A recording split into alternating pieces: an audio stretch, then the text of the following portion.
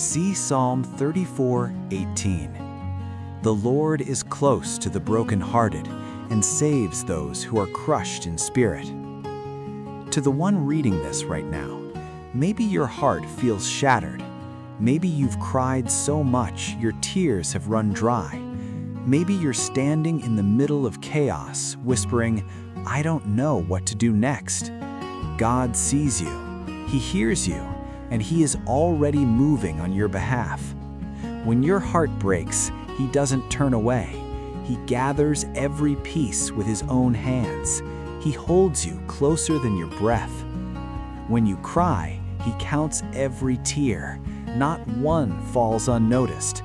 He stores them like sacred jewels. When you're lost, He says, "I will guide you," not with a map, but with His presence, step by step, breath by breath.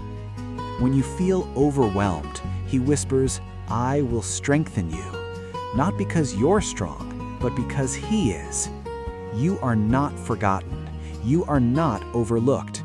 You are not alone.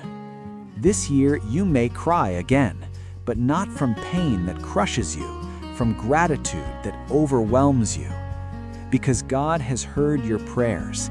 He has been walking beside you even when you couldn't feel Him.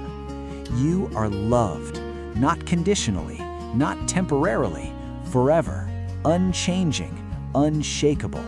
He will never fail you. He will never leave you. He will never give up on you.